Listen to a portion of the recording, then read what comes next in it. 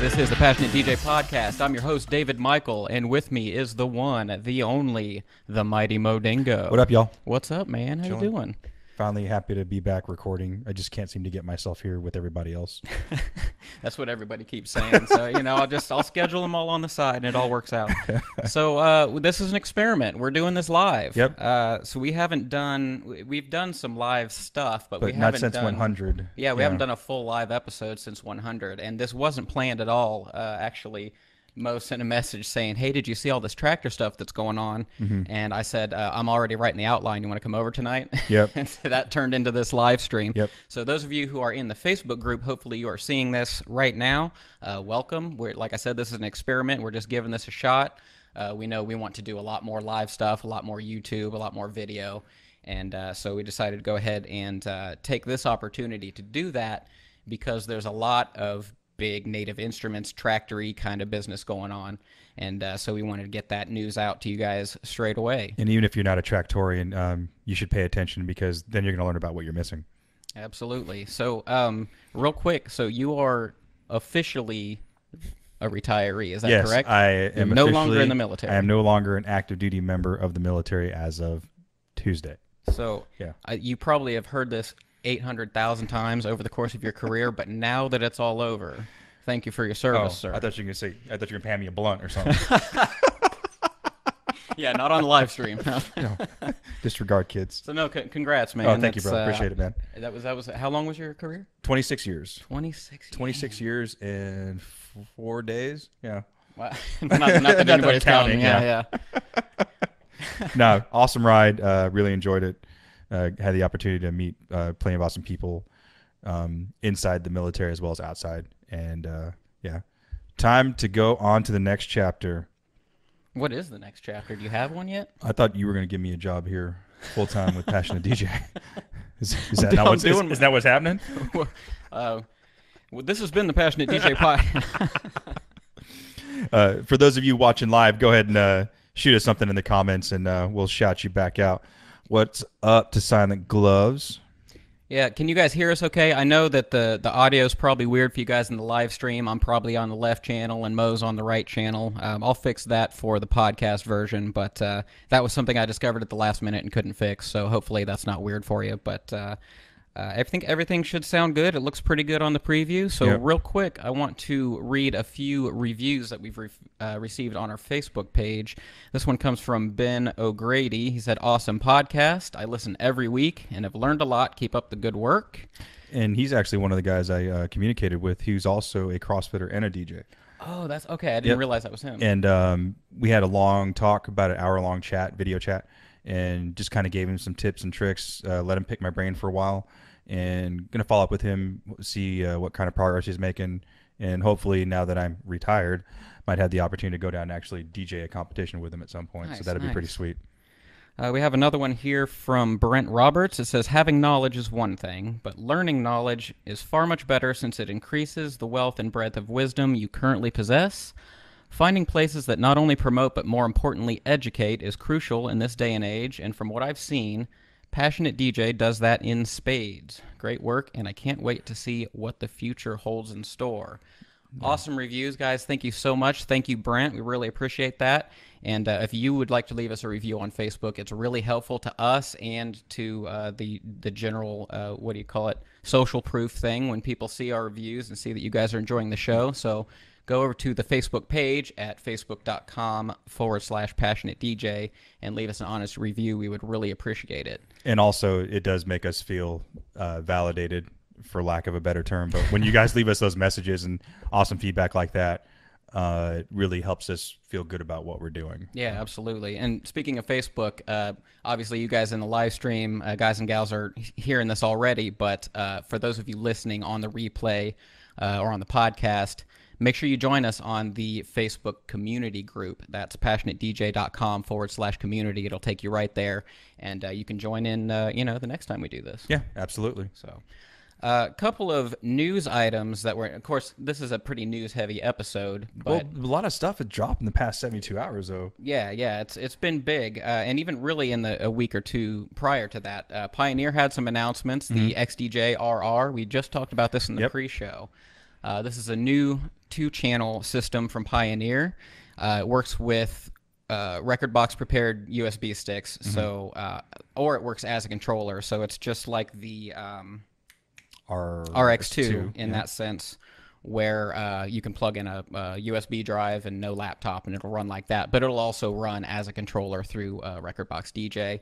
It's got 2 jog wheels, 4 performance pads per deck. It does have auxiliary and mic inputs, beat effects section with 3 effects, and it's got those sound color effects that you see on all the Pioneer mixers these days. It's kind of the holy, like half of the holy grail, because it doesn't have 4 channels, but having that flexibility of not having to have a laptop is something that we all as DJs are looking for continually. But at least there's more offerings for controllers that don't require laptops anymore. So yeah, it's like $1,000. Yeah, and that's the other thing. The price point was actually kind of surprising that it's. I mean, it's almost a upgrade of the RS2, but about $500 less. Yeah, five or six. Yeah, I think the total was like $1,049. Yeah, which for Pioneer, for them to offer a quote budget platform that's so robust was kind of surprising.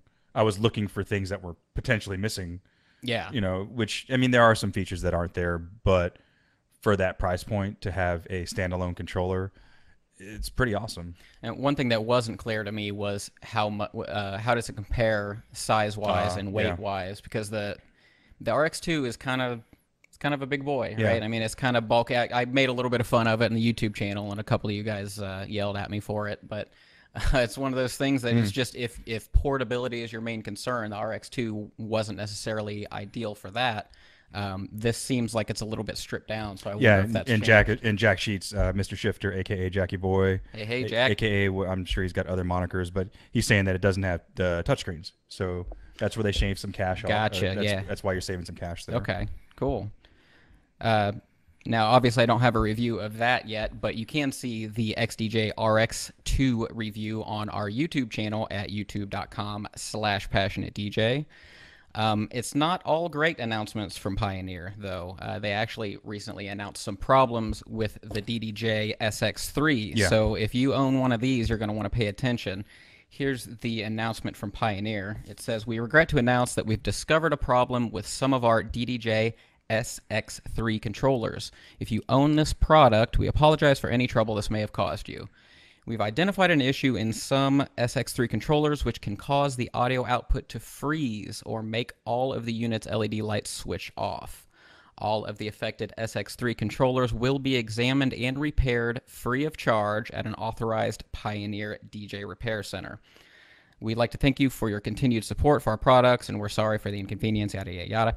So here's the catch here. The way to identify it, if you have one of these SX3s, you can look on I think it's on the bottom and on the packaging for the actual product. And there's a picture of Scott Baio. And there's a barcode that would either will or will not have a little black spot directly to the right of the barcode. If yours does have a black dot, let me reread that and make sure I'm saying that right. If your barcode has a black dot beside it, your controller is not affected. So if it's missing, you need to give Pioneer a call, and they will give you a free repair, and they're not calling it a recall. Correct. But they will service it for free. So make sure to give them a call, and I'll put in the show notes the link to that, links and the phone number and all that. Not the recall, the service. The service. Yes. And then one more quick hardware announcement before we get on to the tractory things.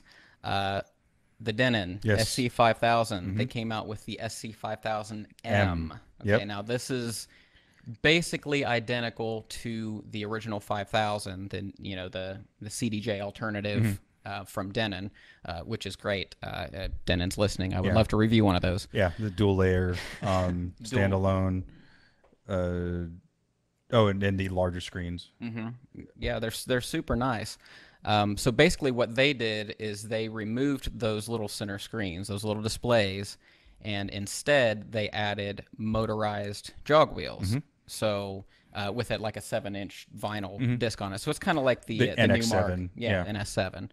And it comes in at the same price as the regular one. Yes. So, which is kind of interesting, because it's like because the price on they're the regular adding- one certainly didn't drop. well, Because they're I looked. yeah, they're adding moving parts, but they're not giving a discount to the other one. But they Yeah. are taking the display out, so I guess they're saying it's a trade-off Okay. there. So yeah, it's interesting that they're kind of appealing to different DJ market segments with the same product by just changing a major feature, and that's not something we've, at least that I can think of, that we've really seen a whole lot of in the DJ hardware market. Just changing one feature and coming out with an iterative release. Yeah. That's so different, you know. I mean, I guess the closest would be to Native Instruments with the S4 platform and the S2 platform, where you're taking out, you know, 2 channels, but for the most part, it looks the same. Yeah, You know. but it's a different product, Yeah. though, with a different Hitting a price different point. price point, yeah. So, but that's pretty cool, you know, and it's kind of interesting. It seems like motorized platters are kind of a thing again. Like maybe they're kind of coming back. Well, I mean, correct me if I'm wrong, but the only platform that ever had the motorized platforms prior to all this was the new Mark, right? The only all-in-one controller. Okay. There have been other motorized platter, like single deck Okay. controllers, but none of them really ever caught on all that much. It They kind of didn't seems get popular, gimmicky. I mean, other it than the seems new cool, Mark. but yeah. Yeah. So, but now everybody's kind of getting in on the action, and I don't know if it's kind of like the further we get technologically involved with DJing and it becomes a little more producery, maybe that's kind of a way to bring it back to the roots. Like, hey, this is like a spinning media that you can manipulate. It's like a real record. Yeah. And we're gonna come back to that motorized platter thing in a little bit, but let's move on to Traktor. You want to talk about all this? Let's get some Native Instruments love out here. So it's kind of funny because Nick says the audio is a little bit quiet. So I apologize. I'm not sure if there's anything I can do about that. I'll turn these mics up a tad. But it might make it a little noisier in here. I don't know if that helps, Nick. So Jack Sheet says motorized platforms are not my thing. you know, they're not for me either. I get the desire to have them, but I don't think if I had them I would ever use them for any purpose. For me, spending that much money, I kind of view it as that's one more thing that can break. That's kind of my thought process on it. Yeah, adding moving parts is never a good thing for reliability. Rarely a good thing for reliability. So it's funny. I've been we got all these kind of Traktor related bombshells this morning, you know, in our email and on the blogs and everything. And I had already planned on doing a Traktor episode. In fact, this episode is called Traktor Wherefore Art Thou? And that episode title was already decided before now. And that started out from wanting to kind of go over a lot of the common complaints that we keep hearing from DJs about Traktor, because they've been kind of MIA for a while. What Pro 2 dropped around 13? Yeah, I don't. And they came out with like a few major like releases with bug fixes and added a few features and stuff. And then there was this huge dead spot through 2016, 2017 where just nothing was happening. There was like 1 or 2 releases, and then suddenly they started happening again, right? And then it stopped again because they changed leadership. Yeah, they changed leadership. And they got some more financial backing. Some financial backing. They have a new Traktor head of something or other. Digital DJ head of Tips just Traktorism. did an interview with them.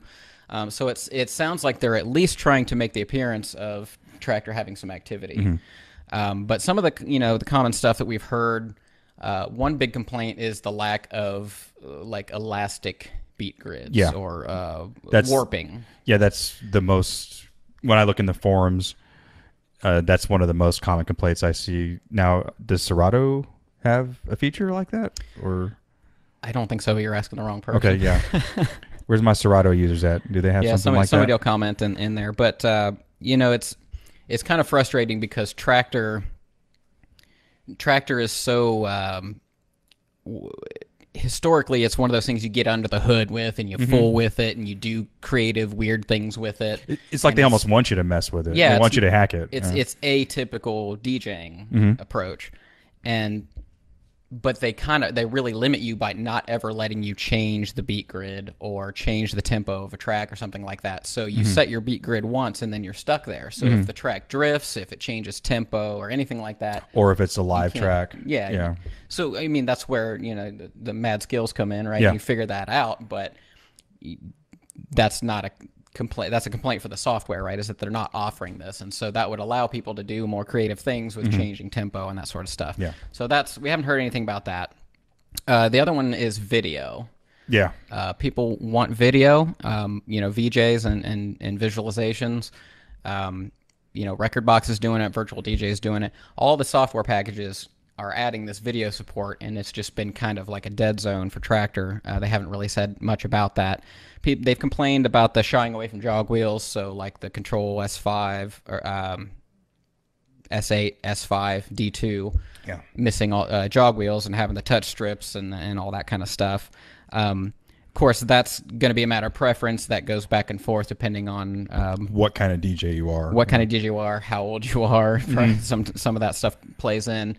But yeah, the shying away from jog wheels and not offering it as an option on the flagship hardware has been a big complaint. Poor interoperability with other Native Instruments stuff, like Machine, for example. It seems obvious that if you were Native Instruments and if you look behind me, you see the Machine Studio and the Kontrol S series keyboard. Native Instruments is a software company.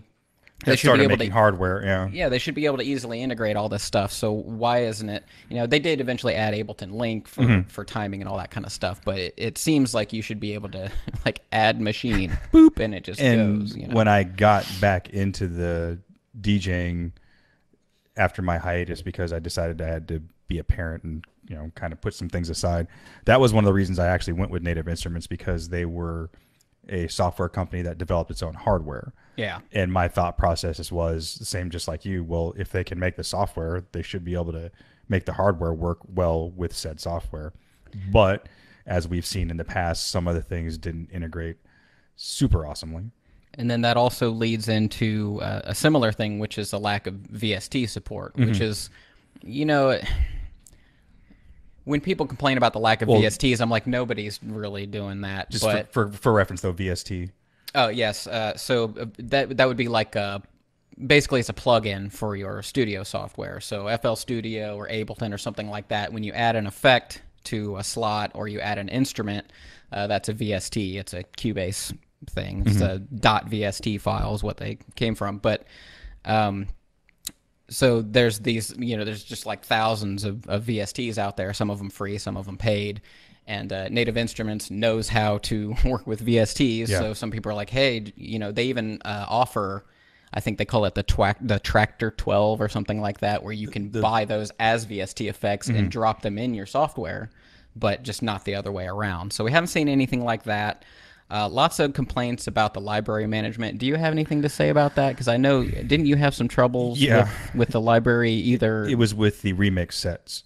Okay. So if you guys have followed the show, I go and I do a lot of sporting events, mainly football. And one of the things I do is I use my F1 and I have a bunch of remix sets. So like little loops, of either, drops from a song or vocal, things like I do the more cowbell one. Yeah. And the Kevin Hart, all right, and I'll hit that. And for a while between some of those software patches, every time I went to shut down my software, it would delete my entire set. Which, if you're not familiar with a little less than ideal. If you're not familiar with the F1, I think it can record. You can program 64 different samples. So imagine every Friday afternoon having to reprogram 64 samples into my F1 became kind of a pain in the ass, to the point where for an entire football season I didn't shut off Traktor. Yeah, it's a little problematic. This is just a dedicated device now. Don't touch it. Yeah, do not turn this thing off. There's been also like mapping complaints, and like, you require Traktor certification to have any kind of good performance, especially with jog wheels. Yeah. Like if you connect, I'm looking across the way. I've got a couple of reloop controllers over there, which are great pieces of hardware. Awesome jog wheels on them, big, hefty, meaty things. But and they come with, well, they don't come with. They provide Traktor mappings for those controllers. I did not know that. Yeah, but if you hook up anything that's not a Traktor controller, I don't know if you've ever done that, but anything with a jog wheel, there's a latency there that doesn't affect me too much because I'm not a super tricky, crazy scratch DJ, but it's noticeable to me, so I know it's noticeable to scratch somebody DJs. else, Yeah, right? I mean, it's like it feels like it's lagging behind you. It's not just like, is it lagging? It's very. Is it obvious. me? Is it you? Is it Yeah, and so that's been the case for like a decade. I mean, that's not new. I don't know if that's something that they do kind of on purpose. To make you buy one to of their incentivize, products, yeah, or not, but it's always been that way. A general lack of follow through on new features from Native Instruments. So they do stuff like they push remix decks really hard, and then kind of all the time. It seems like them. every month they're coming out with a new remix set. But they just don't seem to catch on. They don't seem to get proper support. Yeah, because if you wait long enough, they'll give them to you for free. Yeah, and then in stems, like I really thought stems would take off better than it has. It doesn't seem like they're giving up on those because we'll talk about this, but they're keeping those in the new version. Well, I think part of the challenge that people had with stems, it was the lack of understanding of how stems work, because I'm not a producer or anything, so my thought was when stems first came out, I could just put any track in there and it would break it up into all 4 parts. Gotcha, yeah. And I think that was the misconception a lot of non-producers had. It's like, it's got to be like they've got to create this with that in mind from the get-go. Yeah. And So I think in order to get that more accepted, which I don't even know if it's possible, but just to be able to take a normal MP3 or a lossless file and be able to spread out all 4 tracks that way. I mean, I don't know if that's possible, but I read somewhere that I think it was Native Instruments, they bought some company or some technology that was supposed to help them do that, like break out quote unquote stems from full tracks, which historically has been like, that's just something you just can't do that. It's like dividing by 0. Right. Yeah. I don't know how good that technology is or if it's ever gone anywhere, but if they could, quote, master that and push that out, I think it would help stems to gain a lot more acceptance. Yeah. And then, the other kind of final complaint that we've heard is there's no real way to do standalone Traktor from a hardware perspective. You've got to, be tethered to the laptop, which is a complaint that's been going on for a long time. But now that other companies are really starting to come out with these robust standalone systems, people are kind of looking at Native Instruments like, going, hey guys. Whoa. Yeah. And they made an attempt at that with the S8 and the S5, where you could, close the laptop at least, and you could still do some management with the screens there, but you still need a laptop. And I think the closest we've come to seeing something like a standalone Traktor system is Denon going, hey, we'll import Traktor libraries and play them. Sure. Yeah. It's not exactly a full Traktor experience. I can't go, these are my effects chains that I had set up in Traktor and then do that, or anything like that. Of course, you can't really do that on Pioneer either. But so it's not a full Traktor experience, but you can read the collections. And so this is obviously something that people in the market want. And one thing for a lot of the platforms like the S4 and the S2, is there was no XLR outputs on the back, which I thought was kind of weird. The S8 has that. I don't know if the 5 did or not, but it just seemed kind of weird. I think the 5 did. It did? Okay. It just seemed odd, like, why does this not have XLRs? The original S4 didn't even have booth outputs, which was the Mark 1? Frustrating. Yep. Yeah, I had one in like 2011, and I was like, how do I listen to myself here? And there have been other recent concerns as of this year in February, the end of February, they discontinued the D2, which was the DEX controller for the. Hold on, I'll grab it. Da da da da da da da da da da da da da. So for those of you watching the video, the D2 is basically this section right here, just the DEX section of this Kontrol S8. Oh, so we're doing a Price is Right thing for those of you listening at home. Which it could kind of answer some of those problems. You know, you could have because I think Tony talked about when we were doing one of those balling out of control setups. I think he had one where he had like a turntable on one side and a S or a D5 on the other side or something, so that way you could take advantage of the stems piece.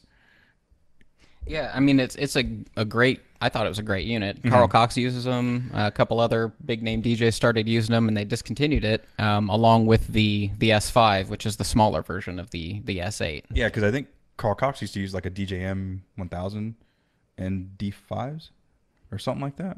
Yeah, or maybe it's Felix the House Cat. I think I saw. Yeah, that's probably right. And the other thing that they've kind of abandoned is Traktor DJ, which is the iOS app. Yeah. They haven't. I looked at it earlier today. They haven't seen any iterative updates on that or like bug fixes for at least a year. Yeah, and it's down to like $2 now or something. Yeah, and like it hasn't had a major feature upgrade kind of release in like 3 years. And it's actually pretty easy to use. I have it on my iPad. Yeah, I have it on my iPad. I think that's what's so shocking about it. It's like it's a pretty great app. Like when I first saw it, I was like, oh, it was the first time I said, okay, iPad DJing can be serious. You know, it's like we're getting there. And then they just like walked away from it. Yeah. Seems like. And then we talked about this before, the Nexus 2 CDJ didn't have HID support for like 8 months after it came out. Which was, everybody was like scratching their head like, what? It's like, why would you not do this? This is the most important piece of hardware. Why aren't you doing it? Yeah. So it's just been a weird kind of long, rough year or two for Native Instruments. Just a lot of things that they did. You asked, why did you do this? You know, they were kind of not delivering as robust products and updates as we, the customers, thought they should. So kind of neglectful. Kind of felt like, you know, a little unloved, but. Well, maybe they're hearing us because they did finally announce they showed some signs of life here. Yes. So the big announcements are the Mark III versions of the Kontrol S2 and the Kontrol S4. Yep. And a new version. Yeah. And the new version of Traktor. So Traktor Pro 3, they've actually started calling it that.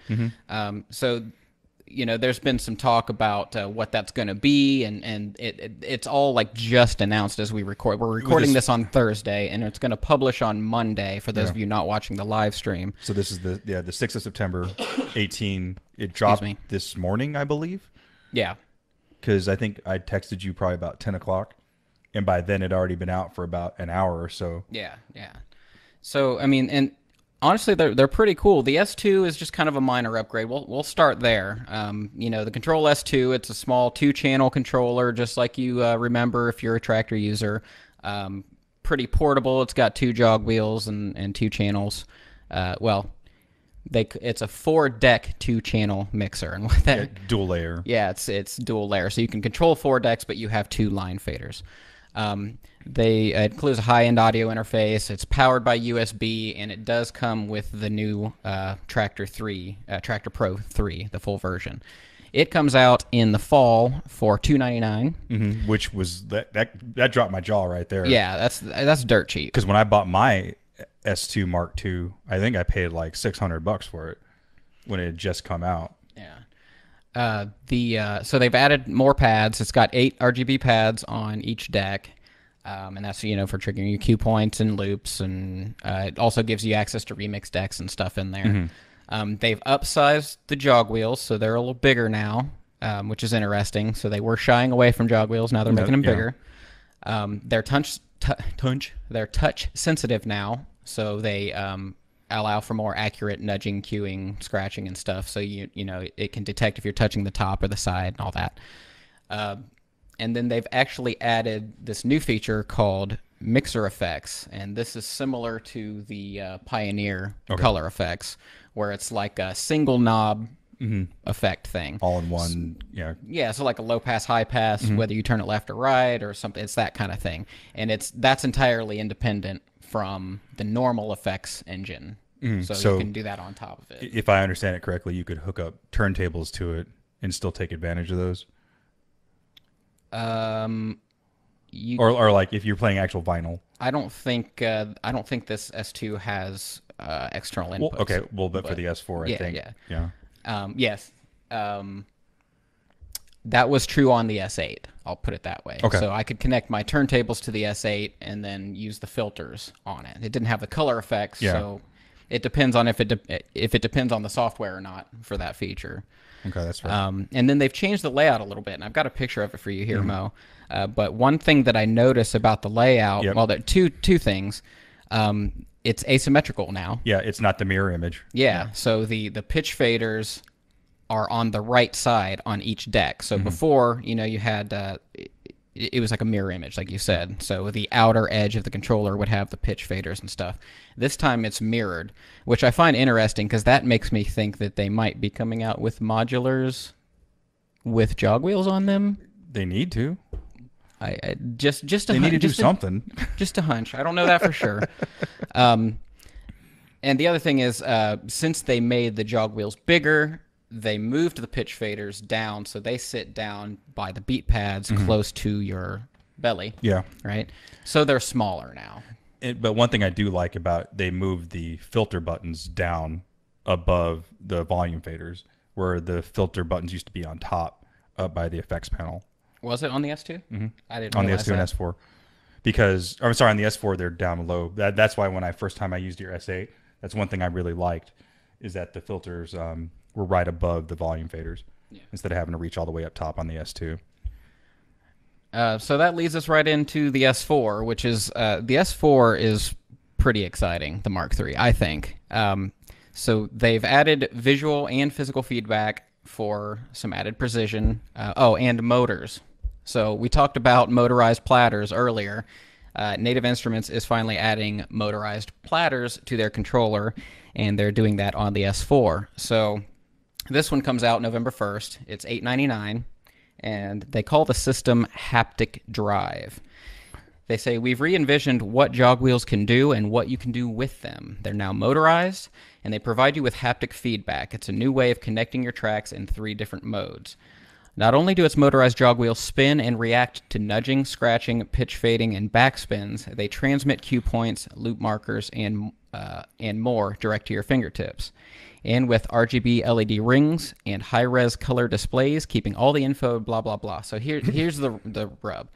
Basically what they've done is they've made some similar changes to the S4. They made the jog wheels bigger and stuff. They made them touch sensitive. They made them with haptic feedback. And what that means is it'll do stuff like if you are cueing and you're moving the jog wheel around and you find a cue point and you kind of scrub over the cue point, it will vibrate or give resistance or click or something, push back against you so that you know that you feel it instead of having to look at it, which is kind of dope, I think. Yeah, and the easy point of reference for those of you that use Apple products such as the iPhone or an iWatch, that little vibration you get, like when that simulates a button push, that's what they're talking about with that haptic feedback.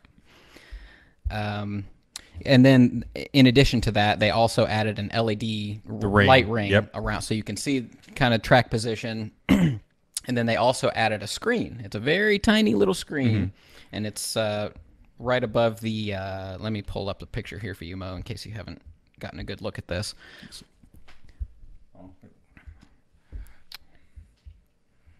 Oh, I'm having Wi-Fi issues here, but basically the screens are like right under the jog wheels, and they're, I don't know, a couple inches by a couple inches. But Native Instruments, I say this having a lot of it behind me, they're really good at fitting a lot of information onto a very small screen. They're very clever with their UI, and like when you touch things and things slide up and down and all that.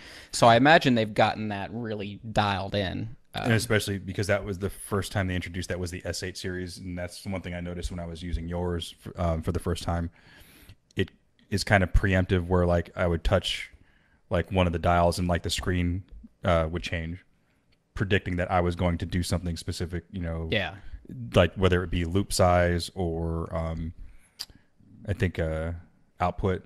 You start using it just to check stuff, even if you don't want to change it. Just like, what was that on? Oh, okay. You just kind of touch it and it pops up.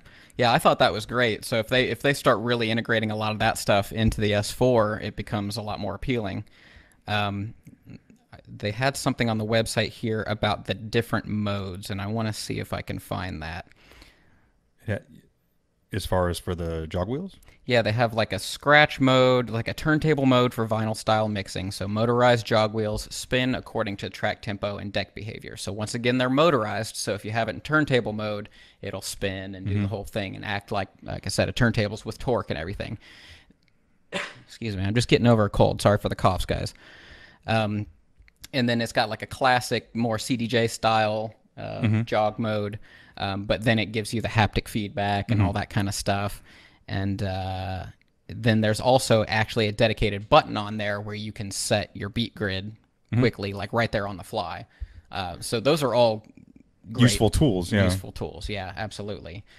What am I missing here? Oh, color-coded deck visualization. So you can control 4 decks just like you could before.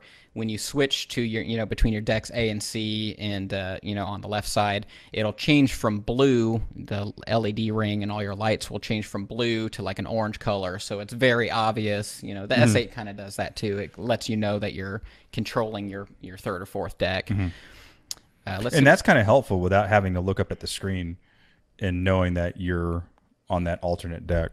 Yeah. So they have a little blurb here about the high-res displays. 2 high-resolution displays keep your eyes on the mix as well as your ears. Easily see tempo, looping, track time, and waveform information, as well as stem and remix deck components. That would be interesting. I wonder how they can cram all the remix deck stuff on there. Yeah. Open up a big filter and cut the bass before switching decks and dropping a new kick without looking anywhere else. So it seems like they are bringing some of that keep your eyes out of the laptop philosophy from the S5 and the S8 into their original flagship product of the S4, which is kind of interesting. Let's see, what else? It's got booth output, 1/4 inch. It's got XLR and RCA outputs, DVS support, so you can use it with Traktor Scratch. And then even on the front, it's got the 3mm and the 1/4 headphone inputs on it too. Not a big deal, but just showing you that they're taking fine attention to those little details. Yeah. And then it does come along with the similar layout changes that come with the S2. Yeah. It's a little more obvious on the S4 just because there's more going on. And then, so all that leads into, obviously, the software, which is Traktor Pro 3. So they haven't said much about it yet. No. And probably some of our listeners will know more than we can say right now by the time this goes to the podcast, the recorded version. But what we know right now is that they've updated the UI. It's optimized for HD displays. So if you have like a Retina MacBook or something like that, that will actually look properly high res now. It's darker, it's flatter, it's a little more in line with other Native Instruments stuff. If you've seen Machine and stuff, you kind of know what to expect. It looked the same, but a little bit sexier, I guess. When they showed the quick display on Digital DJ Tips this morning. Of course, they added the mixer effects thing, which is the single knob effects unit. Once again, I noted on here in my notes, these are completely independent from the regular Traktor effects engine and can be used separately, but we don't know, or we're not sure yet, if or how they will work outside of the new hardware. And whether they're mappable or like unlocked to full width for the general user. We don't know anything about that yet. They actually have a brand new time stretching algorithm. So this would be for changing the tempo and having your key lock on if you wanted to keep the pitch. They actually have a new algorithm for that. Digital DJ Tips had a little blurb here. They said at the core of every digital DJ software or standalone player is a powerful algorithm that has the ability to speed up and slow down songs while preserving their quality. And the new Traktor Pro 3 Native Instruments has licensed the latest version of Z-Plane's Elastic Pro V3 time stretching and pitch shifting engine. And I'm going to put a link in the description for this show where you can actually go to a YouTube video and listen to an audio comparison of that. It's pretty interesting. Yeah, I checked that out after we had texted a little bit. So they're pushing forward. They're not just making things a little bit fancier. They're trying to evolve after 6 years off almost from the last major upgrade. They finally added a reverse function, so you can play tracks backwards if that's something If you you're do. into that thing. Yeah. They actually added a mixer bypass function, which is kind of interesting. I don't know if you saw anything about this. No, I did not. So they're adding a capability where Traktor will bypass all of its internal processing. So theoretically any coloring that Traktor does to the sound, from processing it or pitch shifting it or any of that kind of stuff, it will just bypass all that and put it straight to the sound card or whatever. Okay. And I guess the idea with that is like maybe if you've invested in like a super high end mixer or audio interface or something like that, and you've got all the gear that can handle that, then maybe you want to use that processing instead. Okay. Yeah, it sends unmolested audio directly to your sound card. And that's basically all we know about Traktor 3, other than the features that we've mentioned that are present on the new hardware. And it comes out October 18th. And one thing that Native Instruments did that I appreciate as a Traktor user is instead of having me buy the entire Traktor 3 software, they have an upgrade price, which is going to be $49 versus $99 for the full version. So, for me, having used them my entire digital DJ career, I appreciate that. There were some people that were butthurt about paying $50. I'd rather pay 50 than 100. It's to keep it real. Well, and Native Instruments has always been about like, hey, if you buy one of our things, you just get the software. Yeah. You get the full. They've been on that train for a while. Yeah, now. yeah. You don't have to buy. Well, I mean, with the exception of using DVS, once you buy Traktor Pro 3, you get all the features and functions, except for DVS support, which you would have to buy scratch. So am I missing anything here as far as complaints about Traktor and Native Instruments that you can think of? Because I'm sure there's more, because I see it all the time. Well, because their user base is supposedly cut by like half or something. I mean, their tech support has been shit. Yeah. Because like when I was going through my struggles with the remix sets, like they would just seem like canned automated answers all the time, and I actually had to resort to the forums to figure out what was going on, and for the best possible solution for me to not shut my program off for 3 months, that's not a good answer. But hopefully with the change in leadership and the influx of money that they got from those new investors, hopefully they can beef those types of things up, because in order for Traktor to regain that market share that they lost during that hiatus, if you want to call it that, they lost some customers, and some of those customers will probably never come back. So they're going to have to do something to make up for. They're going to have to atone for their sins, essentially. Yeah, and I kind of wonder where they go from here, and I say that, and I'm going to get into this in my wrap up here a little bit, but Traktor was always at the bleeding edge, and then they just kind of fell off the wagon for a while. So it's like, are they going to come back and be that company that's like, we want you to get in here and fool with this, and get under the hood, and have like a producery kind of approach to DJing and chop things up and all that. Are they going to be a leader in this space again? I kind of hope so, because listeners of the show know I've been a Traktor fan for a decade at least. So I find myself more and more just using straight up record box setups because it's been easier. It's and generally when you go to do a show like at a club, what are they going to have? They're going to have a Pioneer setup. Yeah. Do we have anything else here? Any questions or anything in the group before we wrap up here? Now, Steve had a good point about the setup. He said it's probably cheaper in terms of tooling to just have everything to not be mirrored. Yeah, instead of mirrored, because then you got to reverse everything. Sure. Grandma says hello. Hi, Grandma. She's come to my shows before too. She saw me play at therapy once. Sweet. I think that's pretty much it. You've pretty much covered everybody's questions in here. Okay, cool.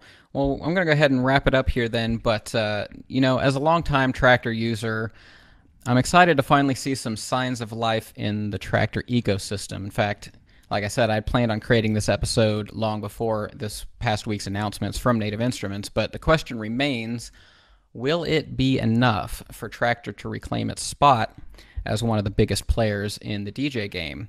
This episode's titled Wherefore Art Thou Traktor, and I feel obligated to comment on the grammar to that. The word wherefore is not short for where. I'm sure somebody will call me out in the comments. Even though it's often misused that way, it's actually short for what reason. So in the iconic Shakespeare scene in Romeo and Juliet, their feuding families were keeping them apart, and she isn't asking, "Where are you, Romeo?" She's asking, "Why are you Romeo? Why, oh, why did I have to fall in love with Romeo?" And indeed, I've had similar feelings about Traktor. I'm not trying to get over dramatic about it, but as a longtime user, I find myself asking, why did I have to fall in love with Traktor? Because for a while, it looked like Native Instruments was going to leave me standing with a knife in my hand. How long would they back burner it? Is Traktor going by the wayside? The other big software packages were adding feature after feature, while Traktor itself stood still.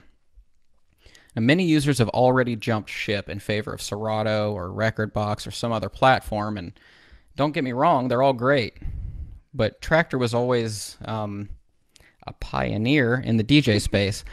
Native Instruments was always at the bleeding edge. It's what the nerds used. It's what you customized. It's what you got down and dirty with. But lately it's felt a lot more like an abandoned property. And we may be hearing more in the coming weeks, but for now, we still haven't heard anything about streaming integration or standalone hardware or other features which might be imposed by a changing industry and technological landscape. And whether Traktor will embrace these necessities is yet to be seen.